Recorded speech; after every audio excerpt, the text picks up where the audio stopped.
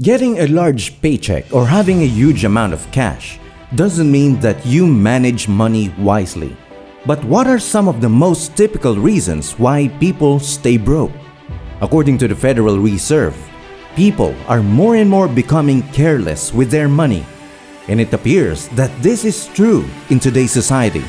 The majority of people are bankrupt because they make poor financial decisions in a multitude of areas, not just one or two. There are exceptions, but if you look at the behavior of the average broke person, you'll notice that this is correct.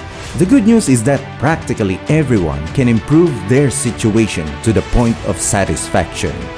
In this video, we will discuss these costly blunders that stop you from achieving your financial goals. So stay tuned and watch this video till the end.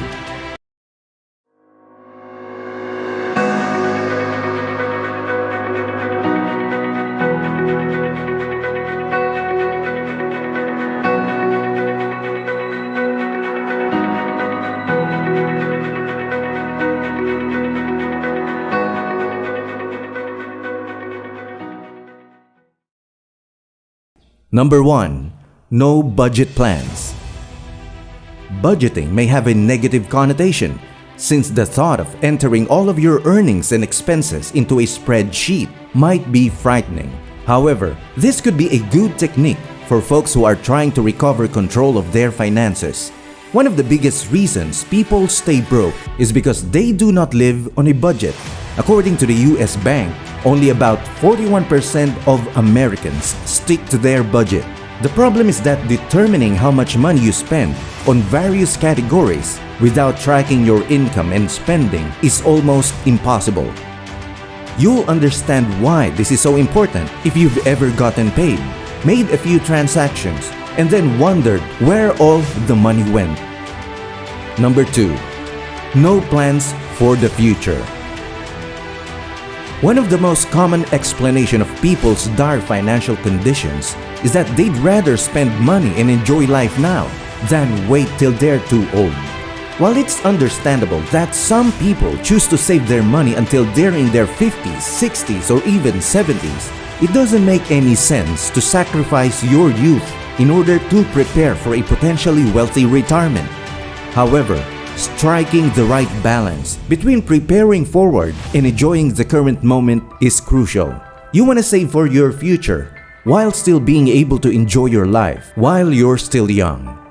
Most people would agree that finding the right balance is making decisions that would benefit you in the long run while also spending money to enjoy yourself now. Number 3. Excessive spending. Another pricey habit is eating out frequently. This isn't about grabbing a bite to eat every now and then. This is when you eat out on a regular basis, often considerably more than you do at home. People are eager to spend $50 on a meal out, but then moan about not having enough money. Saving $50 here and there isn't a huge deal. But if you're living paycheck to paycheck, removing an expenditure like this on a regular basis, say 2 or 3 or 4 times a week, can mount up quickly. The rich aren't the only ones with expensive habits. Poor people have a lot of costly habits, which is one of the factors that prevents them from progressing. Smoking an example of an expensive habit that most people are unaware of. If a smoker spends $7 a pack on cigarettes each day, the monthly cost is more than $200. How many smokers would say that they are unable to invest $200 each month in their future due to a lack of funds? Number 4. No specific financial goal. Your financial goal will guide every financial decision you make. You're not gonna go somewhere if you don't know where you want to go. Setting financial goals sets the tone for subsequent activities that will help you achieve them. If you want to be debt-free in 3 years, for example, you may use it as a clear and concise goal to direct your actions. Do you want to double your income this year?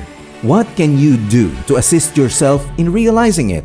Make a financial goal for yourself and estimate how long it will take you to reach it. This is the first step towards staying out of debt, whatever your aim is.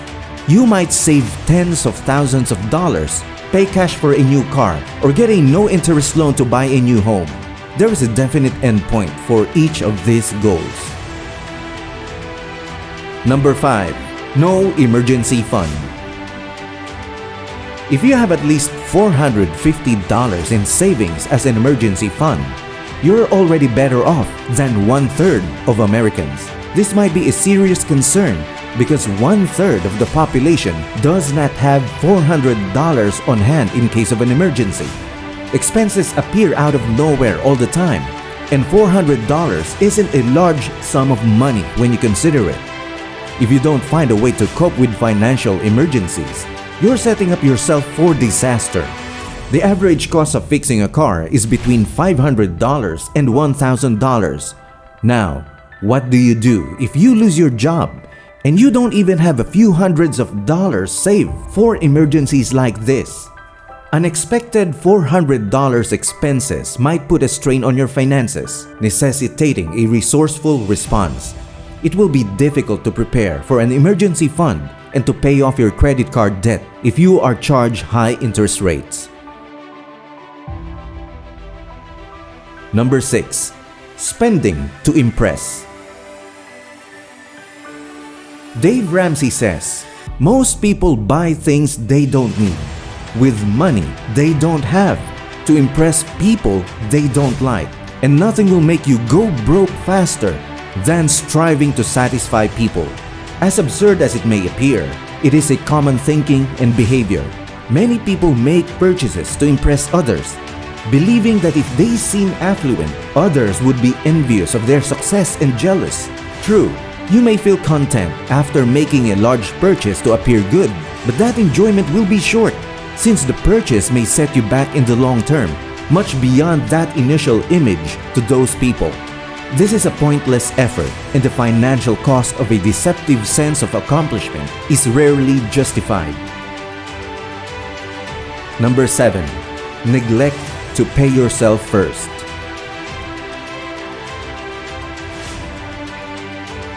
One of the most basic ways to improve your financial situation is to pay yourself first, which most poor people don't do. When trying to get ahead, it's important to know that saving money is nearly impossible. You must consistently put your money to work over a long period of time. It's straightforward and enjoyable to invest automatically by allocating a portion of each paycheck to investments.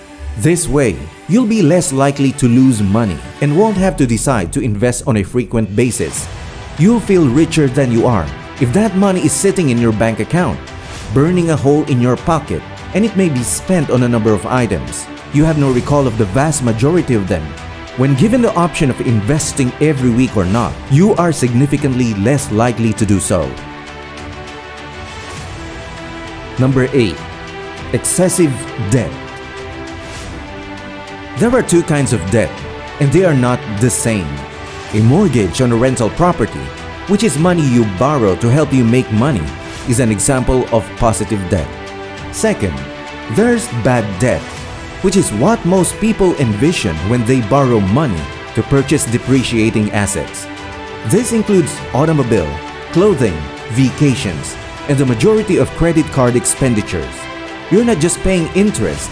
Instead of earning money when you employ bad debt, the items are also depreciating and have little to no residual value. Aside from that, debt allows people to purchase items they otherwise might not afford. For instance, if someone wants to buy a new car but cannot afford to pay cash, they can finance it. They're now paying loan interest. The car is fast depreciating, and it was originally out of their budget.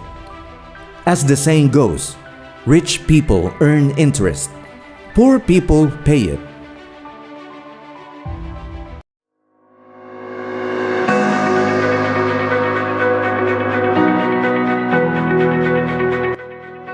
I hope you learned something from this video. And if you like this video, please don't forget to hit the like button, subscribe, and share.